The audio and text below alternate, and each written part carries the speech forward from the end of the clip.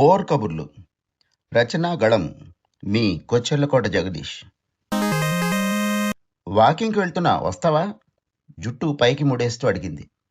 ఖాళీగానే ఉన్నాను ఆ రోజు. ఇద్దరం కలిసి మా ఇంటికి సమీపంలో ఉన్న రింగ్ రోడ్ మీద నడుస్తున్నాం. ఈ మధ్య కొత్తగా వేసిన రహదారులన్నీ నల్లగా నిగనిగలాడుతున్నాయి. మధ్యలో డివైడర్ల మీద అంతెత్తు ఇనుపవూచల ఫెన్స్ పెట్టేసి లోపల చాలా మొక్కలవి పాతారు. మొక్కలకే ఎన్నైనా పాతొచ్చు, నీళ్లు పోయాలన్న శ్రద్ధ లేకపోతే ఎందుకట? చూడెలా ఎండిపోతున్నాయో. మున్సిపాలిటీయే వీటి పాలిట యమధర్మరాజు. ఆవేశాన్ని ఆవేదనని సమపాళ్లలో రంగరించి ఎంతో భావోద్వేగంతో పలికిన నా డైలాగ్కి తను తలూపింది. అరగంట సేపు అన్ని రోడ్లు నడిచిన తర్వాత ఇంటికి చేరి బాత్రూంలో దూరాను. జిల్లు జిల్లుమంటున్నాయి నీళ్ళు, చలి చలి అంటోంది ఒళ్ళు పాట పాడుకుంటూ మరో అరగంట స్నానం చేసి సబ్బు కన్నా తెల్లగా మెరిసిపోతూ బయటకు వచ్చాను. అయితే వేసవికాలం మొదలైన మొదటి వారంలోనే ఒకరోజు ఇలాగే వాకింగ్ చేసి వచ్చి స్నానం చేస్తుండగా కుళాయిలోంచి నీళ్లకి బదులు గాలి రావడం మొదలైంది. మనమేమో మొహం అంతా సబ్బు పట్టించేసి కూర్చున్నాం. గత్యంతరం లేక సగం తెరిచిన కళ్ళతోనే ఏకనేత్రాభినయం చేసుకుంటూ బాత్రూమ్ తలుపు వందో వంతు తెరిచి కోర్టులో పిలిచినట్టు 3 సార్లు తనని పిలిచి, నీళ్లు రావట్లా అన్నాను సబ్బునీళ్ల పర్యంతమై. తను నా వైపు ఎగ్జామ్స్లో ఎడిషనల్ షీట్ అడిగినప్పుడు ఇన్విజిలేటర్ చూసినట్టు చూసింది.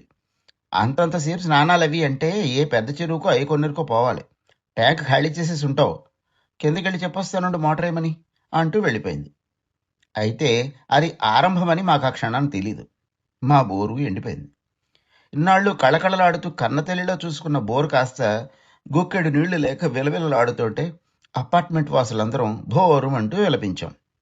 వెంటనే పొడుగాటి ఎక్సర్సైజ్ పుస్తకం ఒకటి తీసుకుని ఓం విఘ్నేశ్వరాయ నమః వాటర్ టైమింగ్స్ అని హెడ్డింగ్ పెట్టి ఉదయం 6 to 7 అలానే సాయంత్రం కూడా 6 to 7 నీళ్లు వదులుతామని, అంతకు మించి మీ ఆశలకు నీళ్లు వదులుకోమని రాసి పంపేశాను. ఎందుకంటే నేను ప్రెసిడెంట్ని. ఈలోగా ప్రెసిడెంట్ గారి పెళ్ళం మీనా వచ్చి ఇవాళ మీటింగ్ ఒకటి పెట్టండి అని సెలవిచ్చింది. ఆ సాయంత్రమే అత్యవసర సమావేశం ఒకటి పెట్టాలని నిర్ణయించాం. ఎప్పుడూ మీటింగ్ అంటే జనం తక్కువగా రావడం మాకు రివాజు. అలాగే అనుకుని తక్కువ కుర్చీలు వేశాడు వాచ్మెన్. కానీ సినిమాకి వచ్చినట్టు వస్తారనుకుంటే సినిమానికి వచ్చినట్టు వచ్చారు. మీటింగ్ అంటే రారు కానీ ఫైటింగ్ అంటే రాకుండా ఉంటారా? నీళ్లు సమృద్ధిగా వస్తున్నంతకాలం ఎంచక్కా వాడుకున్నాం. ఇప్పుడు కటకట మొదలయ్యేటప్పటికి టకటక కారణాలు రణాలు బయటపడ్డాయి. 3వ ఫ్లోర్ వాళ్ళకి ఎక్కువ నీళ్ళు వస్తాయని, ఈ భూప్రపంచం మొత్తం మీద అత్యధిక నీటి వాడకపు శాతం 3వ ఫ్లోర్ వాళ్ళదేనని, 5వ అంతస్తు అనేది పేరుకే అంతస్తులు ఎక్కువ తప్ప గుక్కడి నీళ్లకు కూడా నోచుకోనిదని, అయినా నోరెత్తకుండా పడుంటామని, ఒకవేళ ఎత్తినా కింద అంతస్తుల వాళ్ళకి వినబడదని. మీరందరూ అనుకోవచ్చు, తప్పులేదు, ఫస్ట్ ఫ్లోర్ వాళ్ళకి బోల్డ్ నీళ్ళు వచ్చేస్తాయని. కానీ అది ఎంత నిజమో మా ఇంటికి వచ్చి చూస్తే మీకే అర్థమవుతుంది. బకెట్టు బకెట్టున్నారా, అంతకు మించి ఒక చుక్క కానీ ఒక గుక్క కానీ రావు. మీరు నమ్మరు, నాకు తెలుసు అని మొత్తానికి జల వివాదం మొదలైంది. సెకండ్ ఫ్లోర్ నుంచి ఒక్కరే వచ్చారు. అతనికి కాస్త తెలుగు రాదు, అలాగని నీళ్లు రావు. అక్కడందరూ విపరీతమైన తెలుగుని మంచినీళ్ల ప్రాయంగా మాట్లాడేస్తుంటే అతను మాత్రం ఏమడిగినా నీళ్లు నమ్ముతున్నాడు. మిగిలింది 4వ అంతస్తు. దురదృష్టవశాత్తు వీళ్ళకి నీళ్లు కాస్త బాగానే వస్తాయి. అందుకే నిమ్మకు నీరెత్తినట్టు మాట్లాడకుండా కూర్చున్నాడు. అప్పుడు యాజమాన్యం అని పేరెట్టుకున్న ఓ ముగ్గురం కలిసి అందరినీ కాసేపు రేడియో కట్టేయమని మా నిర్ణయం ప్రకటించాం. కొత్త బోర్ ఒకటి తవ్విద్దామని. ఎవరో ఒకరిద్దరు తప్ప మిగిలిన అందరూ కూడా ఒప్పేసుకున్నారు. ఎంత అవుతుంది, ఎంత తవ్వుతుంది అన్నీ కనుక్కొని ఓ శుభముహూర్తం చూసి బోర్వెల్స్ వాళ్ళకి కబురెట్టాం. ఊరంతా వాకప్ చేసి పేరు మోసిన జియాలజిస్ట్ని పిలుచుకొచ్చాం. ఆయన మేమందరం ఏమడిగినా సమాధానం ఇవ్వకుండా అపార్ట్మెంట్ 8 దిక్కులు తిరిగి ఏవేవో పరీక్షలు చేసి చివరాఖరికి డాల్బీ సౌండ్లో పెదవి విరిచేశాడు. మేం బెంగపడిపోయి మరొక్కసారి శ్రద్ధతో చూడమని బతిమాలాం. మా పోరు పడలేక ఆయన శుద్ధ ముక్కతో ఒక చోట చిన్న చుక్కలా పెట్టి, ఇదిగో ఇక్కడ తవ్వితే గుక్కడి నీళ్లు రావచ్చు అంటూ మాకు ఒక చిన్న ఆశ చాక్లెట్ ఇచ్చి వెళ్ళిపోయాడు. ఆ మన్నాడు ముహూర్తం. అందరు బోర్వెల్స్ వాళ్ళలాగే వాళ్ళు కూడా పొద్దునే వస్తామని చెప్పి రాత్రి 8ంటికి వచ్చారు. మేం చెప్పిన చోట కాకుండా వాళ్ళకి ఎక్కడ సదుపాయంగా ఉంటుందో అక్కడ బోర్ కొడతామని అన్నారు. ఆ భారీ లారీని, అందులోంచి దిగిన ఛత్తీస్గఢ్ జనాన్ని ఆ శబ్దాన్ని విని మాకందరికీ భయమేసింది.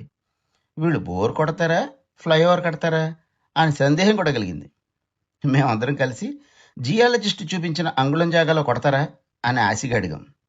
దానికి అతను, లారీ అక్కడికి రావాలంటే మీ ప్రహారీ గోడను పడగొట్టేసి మీ ఇంటి ముందున్న ట్రాన్స్ఫార్మర్ని తీయించేసి, అదిగో ఆ పసుపచ్చ పువ్వులతో కళకళలాడుతుంది చూసారా పచ్చగన్నేరు చెట్టు, దాన్ని నరికించేస్తే అప్పుడు వీలవుతుంది. ఓకేనా? అవన్నీ చేయించి రేపు ఫోన్ చేయండి, అప్పుడు వస్తాం. రైట్ రైట్ రై రై అని లారీ ఎక్కేసి పోమన్నాడు. భగవంతుడా, మా ఇంట్లో నీటి కోసం ఇంత ప్రళయకాల విధ్వంసం అవసరమా అని మేమందరం ఆలోచించి వాళ్ళ ఇష్టం వచ్చినట్టే చేసుకోమన్నాం. కాస్త పసుపు కుంకుమ చల్లి కొబ్బరికాయ ఒకటి కొట్టి మొదలెట్టించాం. అపార్ట్మెంట్ అంత పొడవాటి గొట్టాలని ఒకటి తర్వాత ఇంకోటి చొప్పున భూమిలోకి డ్రిల్లింగ్ చేసేస్తూ గంటలు గంటలు లోపలికి వెళ్తూనే ఉన్నారు. ఎంతసేపటికి ఏదో పెద్ద బండరాయిని గీకుతున్న శబ్దమే తప్ప వేరే ట్యూన్ ఇది వినబడేది కాదు. మగవాళ్ళందరూ ఓవైపు, ఆడవాళ్ళందరూ మరోవైపు ఏదో క్షీరసాగర మథనం జరుగుతున్నట్టు నిలబడి చూస్తున్నాం. ఆ సౌండ్ ఏదో మారితే వినేసి వెళ్ళిపోదామని చెవులు అలా వెడల్పు చేసుకుని ఎదురు చూస్తున్నాం. రాత్రి 9కి మొదలెట్టిన దగ్గర నుంచి అర్ధరాత్రి 1 గంట దాకా బోర్ కొడుతూనే ఉన్నారు. మాకు బోర్ కొట్టి లోపలికి వెళ్ళిపోయాం. ఆ రాత్రి అందరికీ ఒకటే కల. ఒక్కసారిగా ఉవ్వెత్తున ఎగిసిపడే గంగ 5 అంతస్తుల్ని దాటుకుని మా ఊహకు అందనంతలా చిమ్మేస్తున్నట్టు.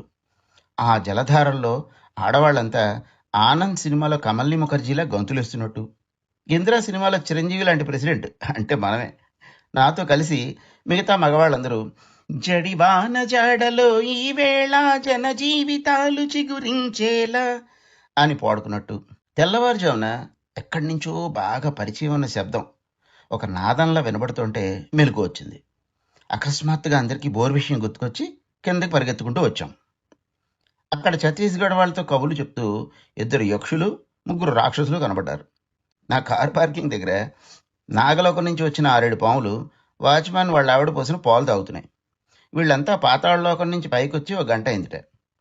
పాతాళం దాటి లోపలికి వెళ్ళినా నీళ్లు తప్ప అన్నీ వస్తున్నాయి. అన్ని జాతుల వాళ్ళు దిగబడుతున్నారు. ఇంకా రాయి సౌండే. అదేదో మందర పర్వతం కన్నా పెద్దదిలా ఉంది. ఈ శ్రమలో 100 వంతు కూడా పడుండరు అమృతం కోసం. ఇక లోపలికి వెళ్ళడానికి మా దగ్గర గొట్టాలు లేవని ప్రకటించేశారు ఆ లారీ వాళ్ళు. అప్పటికి చేసేదేం లేక వదిలేయమన్నాం.